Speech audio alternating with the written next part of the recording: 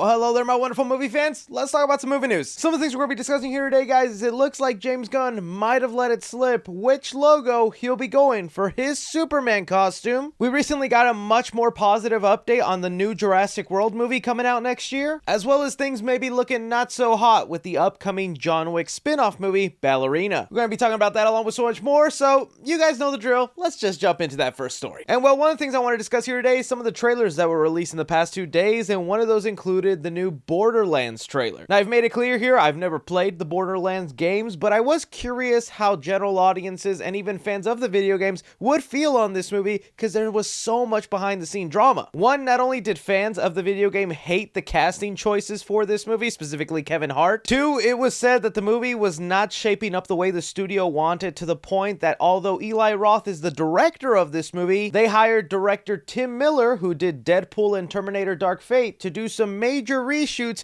to get this movie back into shape. And it even got so bad that the writer of this movie asked to have his name be removed from the project. So with all that in mind, I was expecting this thing to be a clear, ugly mess, but I gotta tell you, I think the trailer actually looks a little fun. Now, I'm not going to say this is movie of the year or it's going to be one of my most anticipated, but I feel like I would not have a bad time watching this film. Since I'm not as connected to these characters in the world, I don't mind Kevin Hart and these other casting choices in here. In fact, I like how lively and big everything is feeling. Many people have pointed out it very much feels like a Guardians of the Galaxy ripoff kind of movie, and we've had our fair share of something like that happen. I mean, Warner Brothers was notorious for turning David Ayer's Suicide Squad into more of a Guardians of the Galaxy movie, at least when they marketed it. But all in all, I feel like this isn't as bad as I was expecting. They could actually have something fun here, and maybe Tim Miller was able to salvage this movie into something that fans could be happy with. By far, I think the best part of this entire movie is just having Jack Black voice the little robot Claptrap. So all in all, I'm gonna give this Borderlands trailer a treasure. Next up here, we got another kind of bonkers trailer that released this morning starring Bill Skarsgård. And honestly, me going into detail about this trailer is not gonna do it justice, so seek it out on your free time, not during your 3C time, okay? But the movie stars Bill Skarsgård, and he's just named Boy in the movie. He's also a character that is mute, so throughout the entirety of the movie, he'll have this inner monologue in his head, and I was not prepared for the voice that was chosen. Step 1.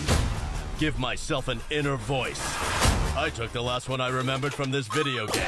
Yeah, that's Bob's Burgers or Archer, depending whichever show you watch. And it looks like it's just gonna be mayhem action fun, while the Monkey Man movie with Dave Patel looks like a much more serious action thriller. This feels something more of just like bonkers action fun. And with everything it was presenting, it looks like it could be an enjoyable watch, so I'm gonna give Boy Kills the World a treasure. Let me know what you guys thought about these trailers that came out the past couple of days. Moving on here, we got a small little update with the Uncharted franchise, believe it or not. Yesterday, we had Mark Wahlberg reveal to us that Sony is looking to maybe want to move forward with Uncharted 2. He recently said in an interview with Screen Rant, "Actually, I got a call today that they got the script in. I can't grow a real beard and mustache, but they said, start growing your mustache. It's gonna take a while." And for those of you unfamiliar with the Uncharted franchise, Mark Wahlberg's Sully is famous for that mustache that was missing and for the most part of the first movie. And I honestly don't know how to feel. Like, this movie's being made with Sony, a lot of the same producers attached to the Spider-Man franchise. The fact that Mark Wahlberg mentioned there at the end, you know,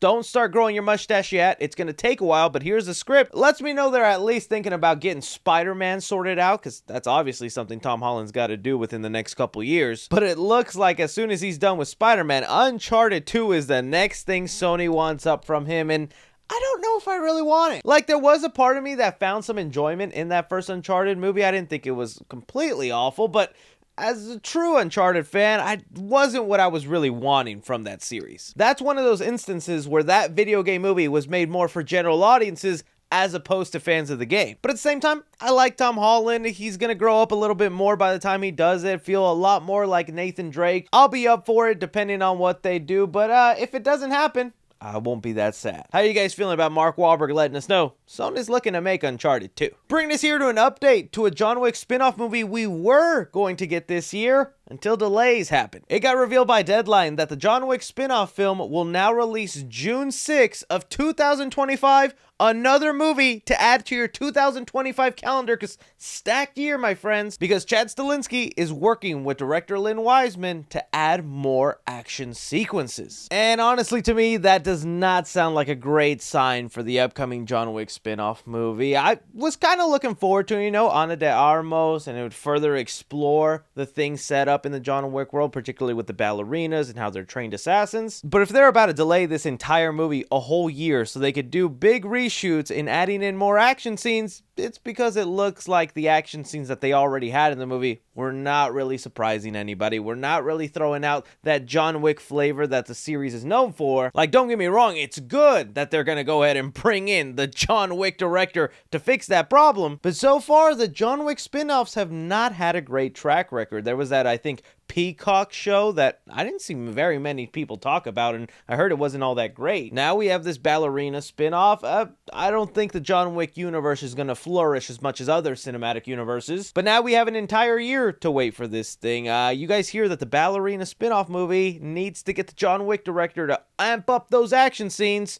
Does that give you more faith in the movie? Does that make you a little scared? What you think? And well, speaking of franchises I was getting really scared with, let's talk about the update with the new Jurassic World movie we're getting next year. So just the other day on the Clips channel, I actually reacted to who the new director for the Jurassic World movie is. You can see that there, but we have gotten some other details that have given me new hope for this movie, because for a while, I thought this movie was kind of doomed on arrival. Bringing you up to speed in case you don't remember is this movie kind of surprised us all. We heard that David Koepp would be coming in to write the movie, and he's the writer of the first two original Jurassic Park movies, and that's a good sign because those are pretty good movies. But worry immediately came in when David Leitch was announced to be the first director for this movie. And looking at his resume, while he is a good director and has done some fun movies, it was very clear this is going to be another Jurassic World action movie, and I think that's the wrong way to go with the franchise, making it very action-based. And you would think news of it got better whenever it was announced that he would not be the director, but that was because Universal would not let him add his creative vision into the movie. Universal is actually on like a really strict timeline to release this film July of next year, that they did not want any creative input from the director, that they just needed him to make the movie as is from the script. That kind of screamed red flags to me, especially when like Universal just owns the Jurassic Park franchise. Who is holding a gun to their head saying, you gotta make this movie, you have 12 months, do it? What is the giant rush to like get this thing out? We don't mind waiting a little bit as long as it's quality. So then almost no time passed when we got the next director up for the job, because again, Universal is on a time crunch here. Every second counts. And it was revealed that Gareth Edwards would actually be the director for Jurassic World. And whenever that name came up, it did sound familiar to me, and when I went to his resume, I understood why. I mean, he's the director who did Rogue One, Godzilla, a movie called Monsters, which is pretty good. Recently did The Creator, and although these movies are still very much have action elements that had me worried, that Godzilla credit and that Monster credit feels way more in line with the Jurassic Park franchise than like David Leitch did. People have also pointed out when it comes to visuals, Gareth Edwards has it. He knows how to film scale, make Godzilla feel gigantic, really great and beautiful shots, and I feel like that is something that would be nice to be implemented back into the Jurassic World franchise that might have been lacking a little bit in the last couple entries. So honestly, that right there started to now finally put me into the positive side of this movie. I'm still worried on why they are deadly rushing this movie so quick, but now along with this director, we also had scooper Daniel RPK, who's been getting a lot of stuff right lately, saying, I hear the script for the new Jurassic World movie is actually good this time. And it's kind of funny that he had to emphasize good this time, because Dominion was such a letdown and disappointment. And so you know what? Maybe this script that David Koepp wrote was actually so good, they just didn't want anyone to mess with it, good or bad director. It's like, we have total faith in this movie idea and what we're cooking here. We just need you to make it, please. We'll have to wait next year and find out, but we're gonna get so many more updates come the next couple days, because like I said, Universal is on a time crunch. Casting announcements, who's starring in this movie, and the general idea of where this movie goes, oh, we're gonna be finding that out in the next couple days, and I'm kind of excited. So I toss it off to you guys. Are you you feeling a little bit more positive now with this Jurassic World update, or are you still hesitant? And one more thing before we get into the Superman logo news, this just popped up before I uploaded, so glad I caught it. We got an update on the next Purge movie, Purge 6 that is. Thanks to actor Frank Grillo talking with Screen Rant, he let us know what's going on with the new movie, and he's promising this is the last Purge and that it's really good. He said here, the script is done. It's basically centers around Leo Barnes, my character, and it would be the last of the last of the last. It's like the guy who keeps retiring. James DeMonico is going to direct it if it happens, and it's a matter of money. It's a matter of how big they want the movie to be and how much money they want to spend on the movie, considering they've done a lot in this franchise. But it's a great script. You know, that's a little exciting for Purge fans here. I like the Purge series. I definitely will admit the movies I like more in the series are the one that have Frank Grillo's character. And well, where we last left off the Purge franchise is it's the Purge 24/7 all over the US. That's kind of what the last movie set up, and when we had our characters trying to go to Mexico, flee from the US because it was going to be complete chaos. And I imagine that's the biggest issue with making Purge 6 is the budget. He's talking about how big they wanted to be, and well, I can only imagine how big they could make it if it's like a cross-country road trip or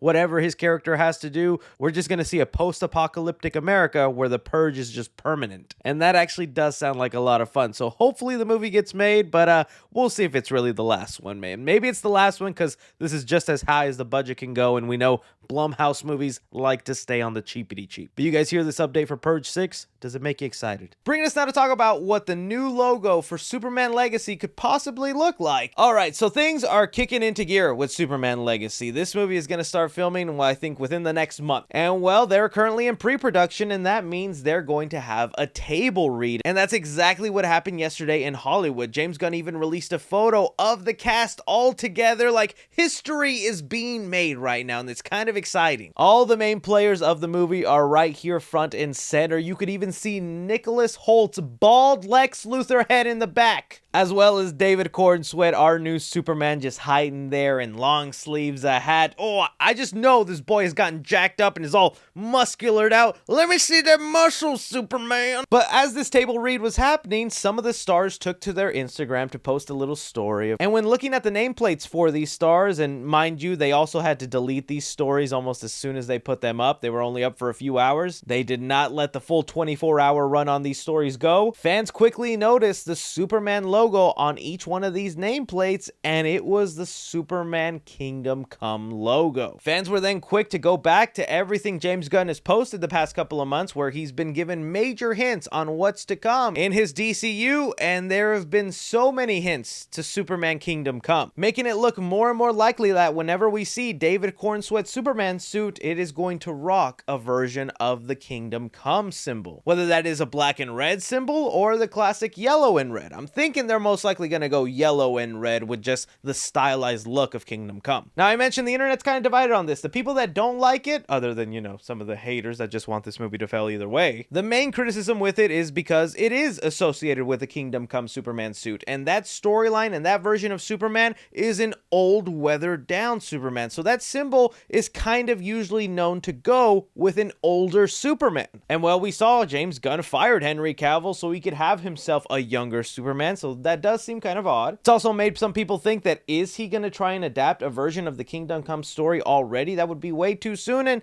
no. But just like what we saw with James Gunn's Guardians of the Galaxy franchise, I can bet you this man has a 3-movie arc in his head. We all saw it with his Guardians of the Galaxy. Whenever we finished watching that 3rd movie, so many elements, foreshadowing things, and stuff that was set up in the previous 2 entries all kind of connect so much better now. Specifically when it came to the character of Rocket Raccoon, like James Gunn just sprinkled in so much stuff that would become later more important and more impactful when the full trilogy was complete. So it's not crazy to think that for the first movie, he'll start off with the classic iconic Superman logo in a Kingdom Come style, and maybe sometime in the 3rd movie or later down in the DCU timeline, that Kingdom Come story comes to fruition. He probably has that laid out in his head. Another thing fans picked up on was this Reddit user who was giving out information on Superman Legacy on an obviously burner account, because it was a brand new account that was just made in February, where 5 days ago, before all this Kingdom Come Superman symbol talk started, they accurately revealed this would be the logo, making it seem like they do have some information. So let me read it to you where they say, I'll share some suit details I haven't seen mentioned. The S is styled after the Kingdom Come shield,